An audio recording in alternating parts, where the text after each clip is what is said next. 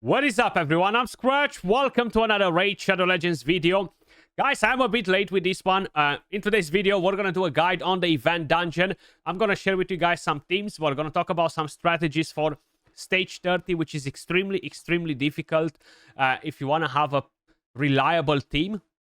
And very out of reach for the majority of the player base, to be honest with you guys. So I'm going to share you a couple of different teams that can farm lower stages. Currently, I am on the test server, but we're going to go on my main account where we're going to be able to check some of the teams that are currently racking stage 30. So we can discuss a bit about that. If you are endgame and you're struggling, you might be able to do one of those. You might not. Now, I really intended to do this video a couple of days ago. But I'm not going to lie, guys. I've been so freaking hooked on Etheria Restart that I haven't really grinded Raid except do the dailies and stuff. I'm having a blast in that game. I know it's very different from Raid. If you guys haven't tried it out or you might be interested, I will leave the link to my other YouTube channel so you can have a browse. Maybe you're gonna like the game, maybe you're not, but I've been having a blast in it, so that kind of like stole all of my time for the last few days. Either way, let's head into the event dungeon. So there is a massive difference from stage 29 to stage 30. Stage 30 will actually have a blessing, a 6-star blessing, which will absolutely wreck your entire team. And there are very few teams that can farm this reliable. My team is not 100%. I don't think there is a team that is 100% if somebody gets resisted or anything goes wrong, okay? So that can most likely happen as well. Maybe if you're using Ghostborn instead of Lydia, that can work. Now, this team will not work on stage 30. There's no point for me to show you stage 30 with this. But I will show you this team on other stages. So, yes, Seer is kind of like a must-have for these stages. A 5-star or a 6-star blessing is kind of like needed. Maybe not a 5-star if you have the Cat's Gaze. Then you don't necessarily need a blessing, but you still need a good build on her, a Savage. So we're going to run Duchess. She's strong affinity, which is really helpful. Ramantu to block the passives. Lydia for defense down and weaken. Seer to nuke them down. And then, of course, we're going to have Newt. If you have Marius, Marius is even better. Because Newt sometimes is using the A3 on the ads if we get resisted on defense down or something and Seer doesn't kill them, which is pretty weird, okay? Pretty weird, and it shouldn't be doing that, but hey, it happens.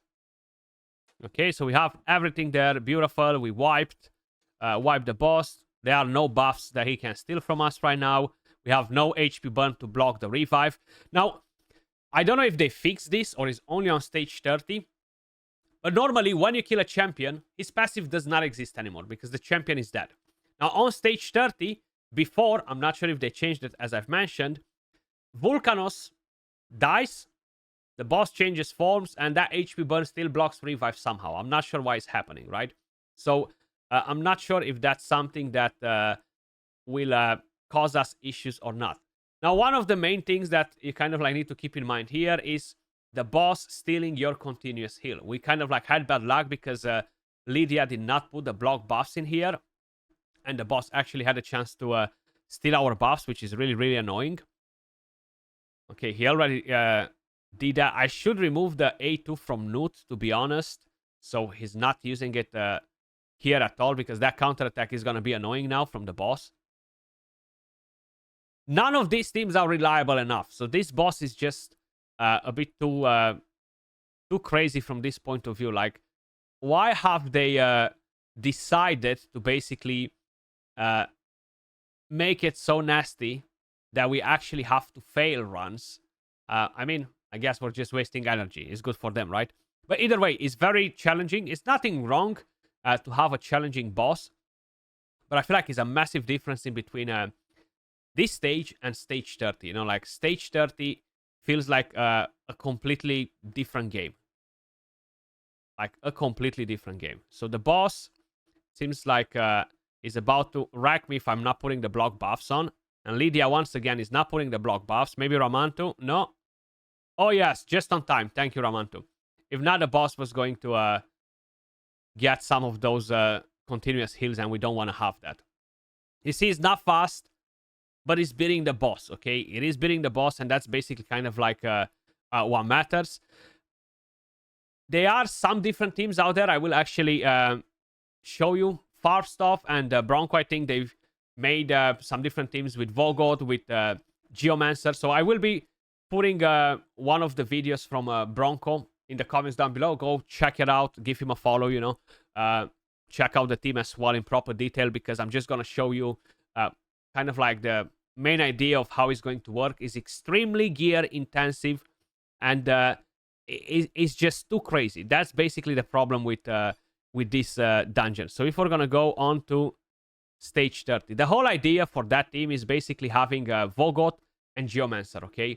Kind of like the last two living champions. So if we go on this stage, I'm actually gonna manual quickly just to get that done. It's basically the same principles. You will have that HP burn, okay? That goes on the boss. Geomancer will do that anyway. You use the nuke with Seer, and from here on, you just have Vogot and Geomancer going on. Now, this fails for me pretty damn often. And you know why? Because the boss will kill Vogot. Even though I have crazy stats on him, they're just not enough. Probably, I do need to get higher HP on both of the champions. I feel like that's one of the main issues.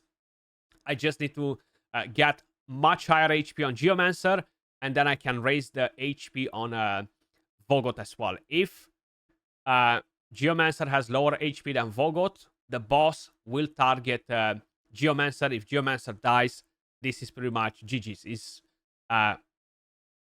game over, basically. You do need a couple of specific relics as well in order to do, make this work.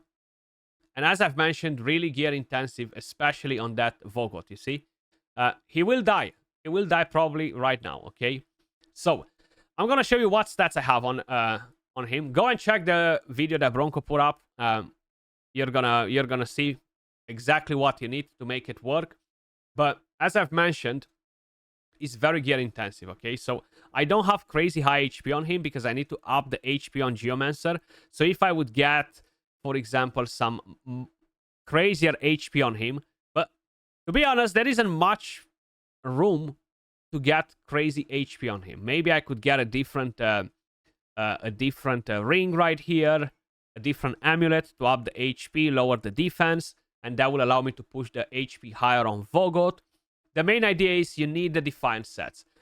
Then, of course, Geomancer, to put up the HP burn, you need at least 2 golden elixir relics. You need high blessings. If you don't have the high blessings, they will get absolutely demolished, okay?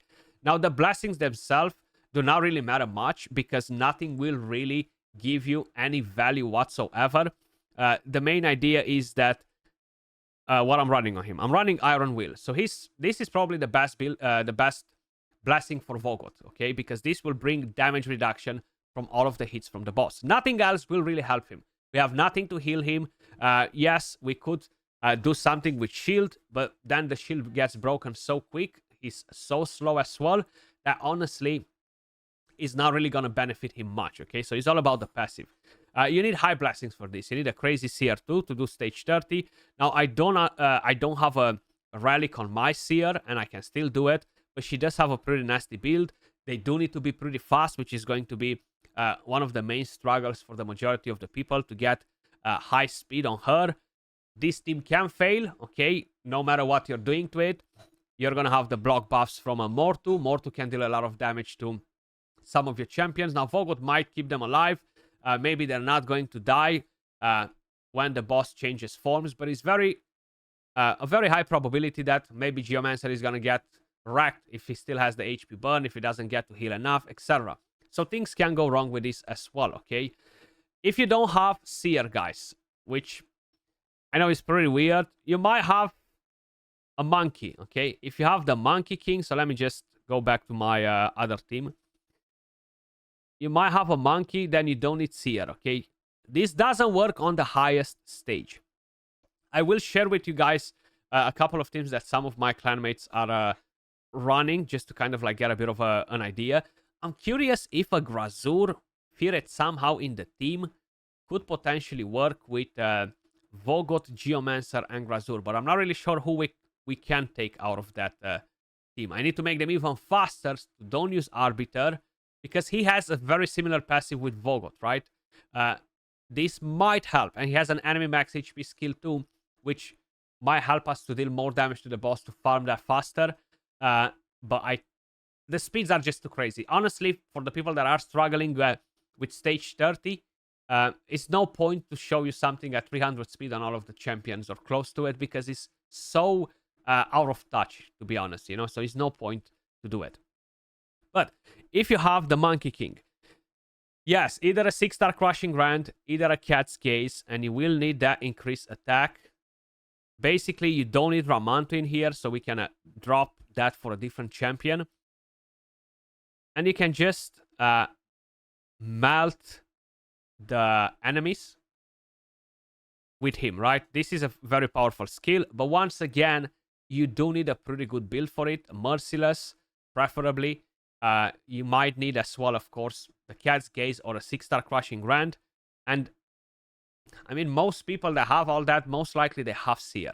In some rare cases, probably not, but I feel like most people do. So you can use a monkey to do that. I'm not going to show you my team. That's not what I'm trying to point out here. Basically, if we look at teams of the week, mainly Seekfront is the MVP, but there are a few of them with the Monkey King, okay? This one right here, a lot of them are not 100% right. Ashnar is really powerful in this dungeon. I'm actually going to bring a couple of screenshots from some of my clanmates to show you a different team that they are using for the end game, right? So Fina is great in here if you have her available. So let me just show you this. Right. Builds, you need crazy builds, okay? There's no point to talk about what builds I need on each Skratch. You need crazy good builds, okay? That's the whole thing. You need good builds. So this, 7 seconds. Not bad at all. The Monkey and Marius, and you are slowly getting the boss down. You have Fina, which will help you a lot, of course. Then let's find a different one. This is a different variation of it. Let me bring that up and running as well. You see?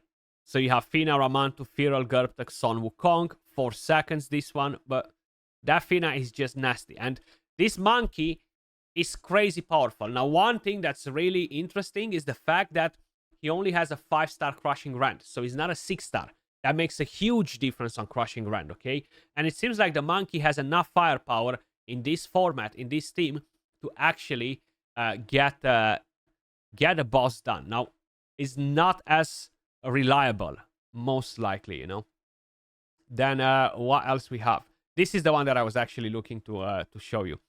So it's basically Ashnar, the Monkey, and you have Baron. So Baron is kind of like the cleanup to help you with the waves, right? After if anything's left or even on the boss. But the Monkey will just jump in, do a good chunk of damage. If he's not one-shotting the waves, which he should be doing it most likely with that type of crazy build, you have Baron to help you. Or Baron goes in front, gives them a good nuke, lowers their HP a lot, and then the Monkey just wipes them off, and bang, that's enough damage to take down the boss. Because the Monkey will prioritize to attack Vulcanos, which has pretty high defense, high stats, right? So that's basically the idea for the high stages. They're really, really hard, okay? If your team fails too much, don't go on a stage 30. You really need the craziest things possible. As I've mentioned, Bronco did made a different team, but it's very gear intensive as well. You do need some relics too. It's not as gear intensive as the team that I'm running, which honestly I don't actually think that's that gear intensive. It's more like you have Seekfront or you don't. You have the 6-star Crushing Rand or you don't. And the next thing is, do you have the Death Dealer Relic or you don't, right? But you can always go and farm lower stages. Based on where you are in-game, progression-wise, if you can do stage 29, it's fine. Go and do it, you know? Like, it's definitely not bad. Just wanted to share some teams with you guys, kind of like some ideas. As I've mentioned, there's really not that much that you can do for stage 30 to be reliable. That's how they designed this dungeon, this boss. Let me know what you guys think. Do you think it's too powerful, or it doesn't really bother you that you cannot farm stage 30? Does it bother you? I'm kind of like curious to hear your thoughts on it. As usual, appreciate all of you guys watching, and I will catch you all in the next one. Peace.